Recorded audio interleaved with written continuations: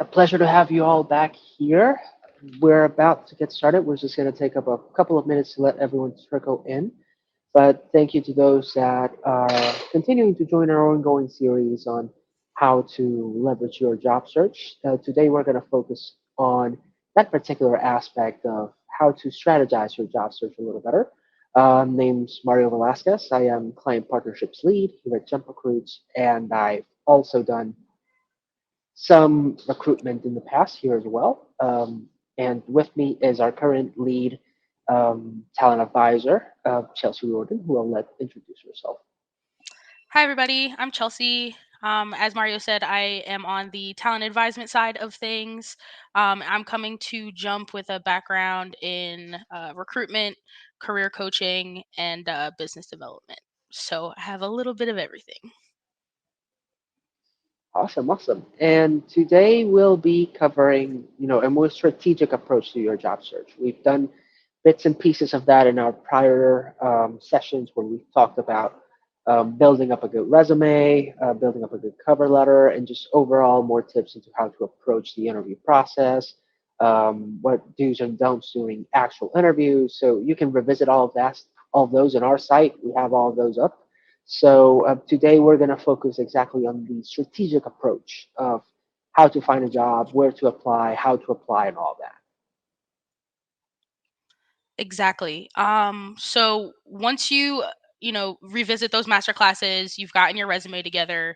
Uh, this is kind of the starting place of getting your job search together. So initially, you want to start identifying your game plan. So you want to figure out which job boards you want to create profiles with and set your resume up with. You want to make sure you carve out a consistent amount of time that you can hold yourself to daily for your job search goals, whether that be follow up on emails that you've gotten back from employers, sending out job applications, making slight adjustments to your resume if needed. You want to make sure, whether it's 30 minutes to an hour, you've carved out time daily to attack job searching tasks.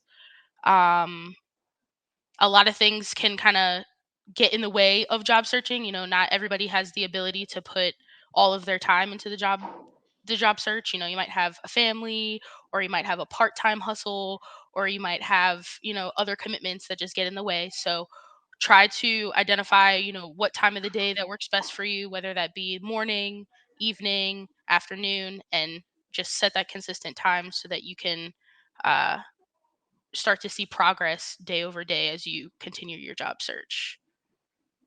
Yeah, and that goes back to something that we discussed way back when we were talking about setting up your career goals. There's a very similar approach here of thinking about it in bite-sized pieces. So that includes, thinking of how many jobs do you feel you can apply to in a day, how many jobs do you feel you can apply to in a week, and once again tying it back to Chelsea's point on breaking the day down through hours. After you've done this for about a week or so of a trial, figure out your operating rhythm, and then be like, okay, I should be making at least 20 applications within 30 minutes, or I should be able to do 50 high volume applications within another 30 minutes. So it's more of figuring that out and figuring out the structure to your blocks.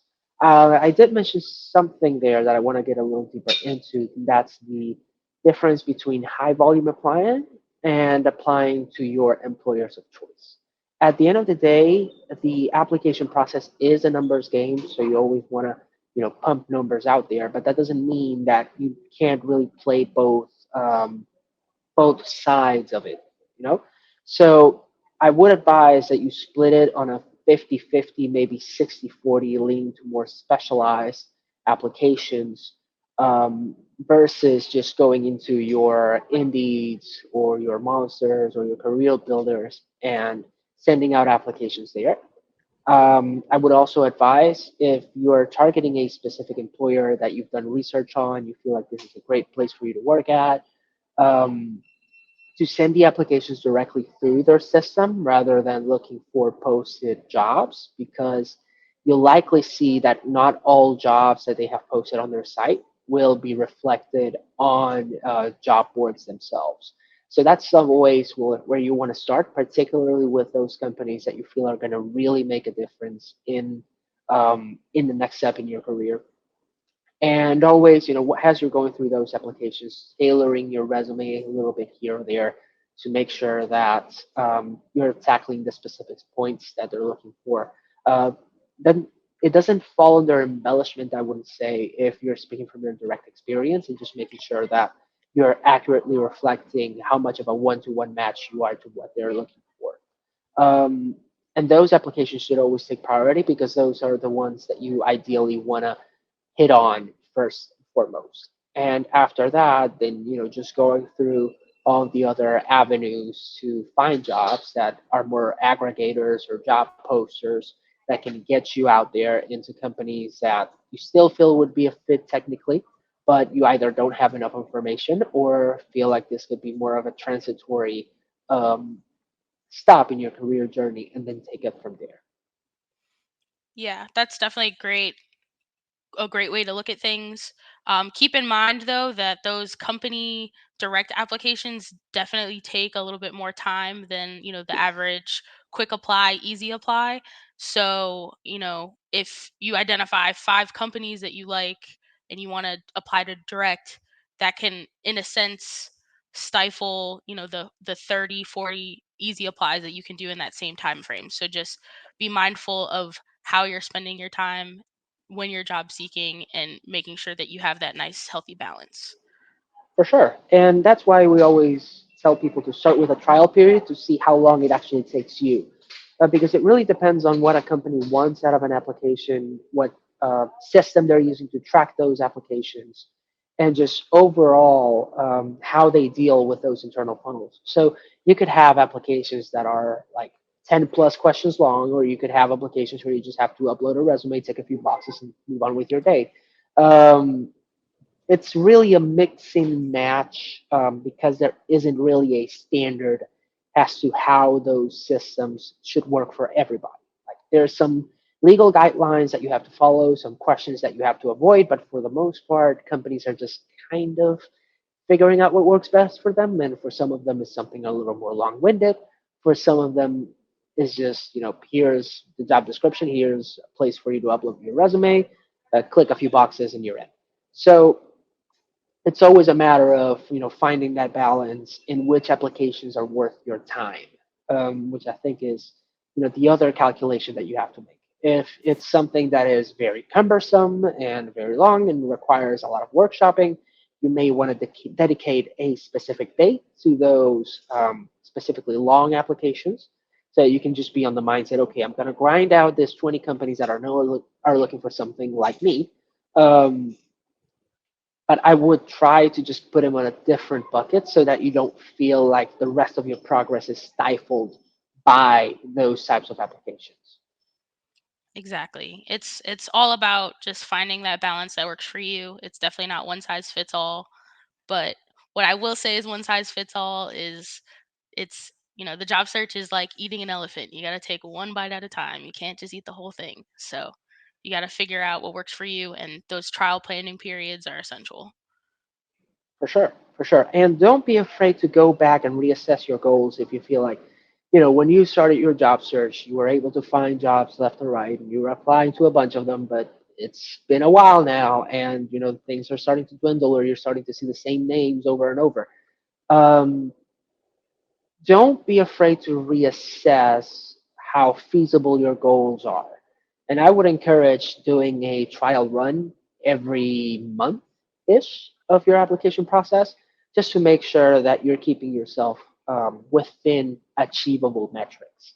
Uh, Because because if it gets a little too convoluted or um, if the job search gets a little more difficult, you might find yourself being or losing motivation on on not being able to hit those goals that you were before.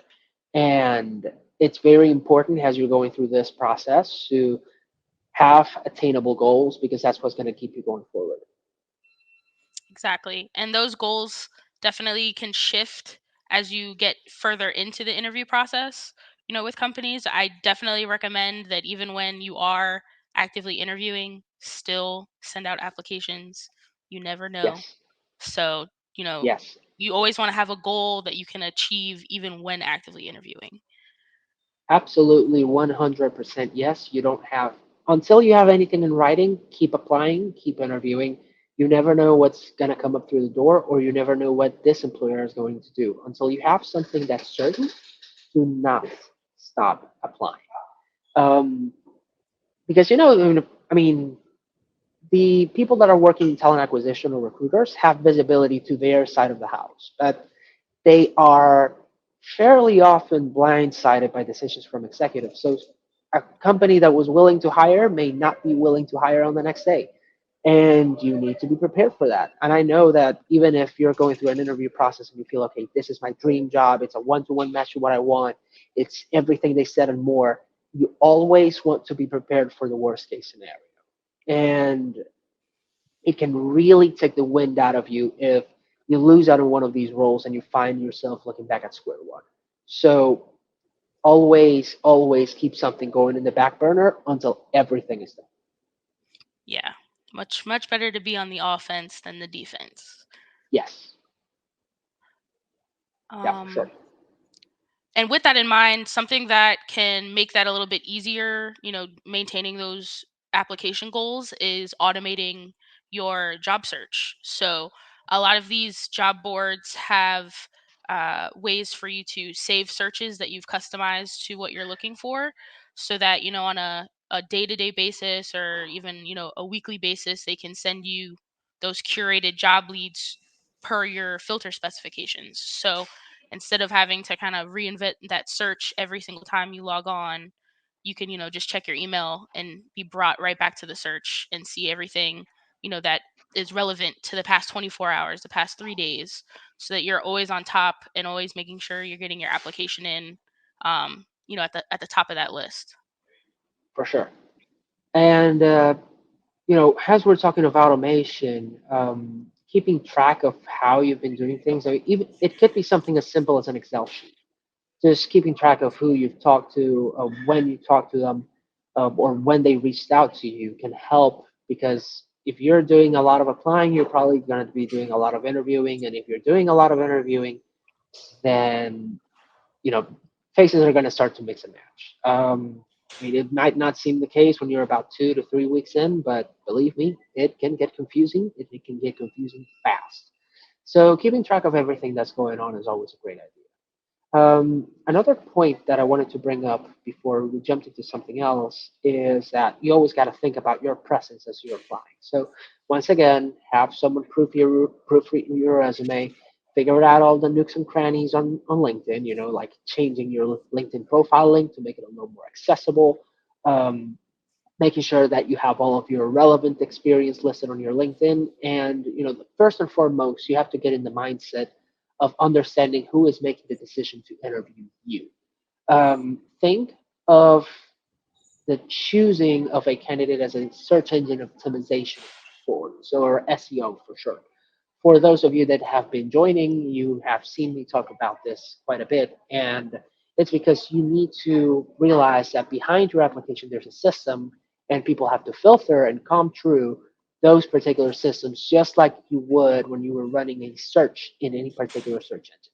So you got to make sure that you're mentioning the right words, that you're highlighting the right experience, and especially for those companies that you want to target as your ideal employees. So take a step back, always do a little bit of research on the roles that you're applying and what exactly makes those roles a fit for you, and make sure that every piece of your presence, of your professional presence, is putting towards that. Yeah, and that'll ultimately help in making sure that you're easily findable, so whether you're using your resume to apply for jobs and you're making sure that you're highlighting all of the key things you need to highlight, in doing that you're also making yourself more googleable. So, you know at some point employers could be coming directly to you because they think you're a good fit, all because you took that time to make sure that your resume really listed everything that you have done and what you want to do. Another great thing to do, that I don't think we've touched on yet, is the power of networking. Within the blocks of applying and looking for jobs, you should also be looking for recruiters and talent acquisition people, or HR people at the companies that you're looking to get into. Why? Because they'll most likely post their jobs on LinkedIn before they go live anywhere else because it's the easiest and cheapest way to get people to apply. So the more people that are posting those jobs, it doesn't even have to be people within HR. Like if you want to get into, let's say, BD or customer success, you know, getting into the networks of those regional managers or the customer success managers or customer happiness managers or however you want to call them, they are going to most likely share those jobs on their network as well because they are the ones that have the biggest vested interest in filling them. So being a part of that network is going to likely give you first dibs or as close as you can get to that into the roles that they have open. So it's something that you definitely want to keep in mind and something that you definitely want to incorporate into your day-to-day activities as you're looking for a job. Exactly. And a lot of times, folks kind of think about networking as, you know, kind of something that's transactional where you're reaching out to somebody and, on initial outreach, you're already asking for a favor or asking for minutes of their time or what have you. But you can still just make an authentic, connection with someone, reference, hey, I saw that we know the same people or we frequent the same club or we went to the same college, just something to kind of break the ice and create that's symmetry with someone, so that down the line when you want to ask for that informational interview or for you know another set of eyes on your resume, they're definitely more willing to help because they've gotten to know you. For sure. So, in short, if you're targeting a specific company that you feel is the place where you want to be at, start targeting the decision makers there because they're more often than not will pull from their networks and find people before the market even realizes that a search is going on. Yeah, there's definitely a lot of internal job seeking happening before it ever gets to LinkedIn or Indeed. For sure, for sure. And another thing to keep in mind is that referrals are, and we've seen this historically in talent acquisition, is that referrals are the most reliable way people get jobs. Um, and with that in mind, I would always encourage you, as I'm sure some of you that have been joining for a few sessions have heard, to join professional networks, discussion groups, like our Discord community, where you can connect with like-minded professionals and establish a connection with those that are either at the place where you want to be or are on that same journey and that can help you get to the spot where you want to be. Exactly. And a lot of this is kind of listed in the doc that we're streaming right now. Just making sure that you're networking, making sure that you're going directly to those career pages, and just overall trying to kind of be a part of that industry so that you can get into the opportunities you're looking for. For sure, for sure. And to bring now that you brought attention to that, I'd like to highlight that this document is available on our site. We'll have our team members plug the link in our chats to make sure that for everyone that's joining, it's accessible. And you'll find a lot of great tips, some that we've covered here, some that we haven't, to aid you in your job search. So it's something that I would definitely encourage you to revisit as soon as we wrap up here, if that's something that you wanna highlight. Exactly. And then this is, I think, something that Mario was gonna say, but I think I'm beating him to the punch. Um, Definitely, if you start to recognize that the job search is starting to become, more than just a handful of applications for you, it might be worthwhile getting a second email so that you have one centralized place for all of those things to go to, so that they don't then, cloud your personal email if that's something that you also use on a regular basis. Oh, for sure, for sure. Keeping things separate is going to help you a ton in keeping everything organized and making sure that you're not mixing up your balance reminders from your bank with applications that are coming in. And it'll also help portray a more professional version of you because I've seen a lot of applications with personal emails that are not suited to be professional emails. Um, we personally here at Jump will not judge you for that, but I know plenty of companies that would. So once again, you got to think about every nook and cranny of your online presence, and that goes all the way up to the usernames that you use, to the email addresses that you regularly use, all the way through to your LinkedIn profile. Some companies will even do social media research on the people that are trying to hire, especially if they are within that realm. So keep that top of mind because you never know when that may be the make or break aspect of making it through these job filters. Yeah, you're definitely a brand, as you start to really get into your career. So the more work you put into your brand, the better payback it'll be on the back end. For sure. And I think the last thing that I wanted to highlight from this, we kind of touched upon it, is the mental health aspect. You know, looking for a job when you need to get a job is exhausting, it's draining, and it can be depressing at times. And you always want to make sure that you have people that you can talk to, have communities where you can at least share the sentiment of going through the job search, just generally feel like your voice is being heard. So, once again, the community aspect is going to be a big part of your success, not just for referrals, but also for keeping you centered and understanding that you're not the only one that's going through this and that we're all in this together when it comes to finding a next opportunity. So, definitely something that you want to highlight and keep in mind um, going forward. And if you're looking for community, and you're already on Jumps, live right now, we definitely have a very strong community on Discord. If you're, wanting to talk to people and kind of get some, advice from either, Mario or myself or another job seeker. For sure. For sure. All right, y'all. We are nearing the end. We're about 5 minutes out. We are just going to open up the floor and see if we have any questions come in for the next couple of minutes and then take it from there.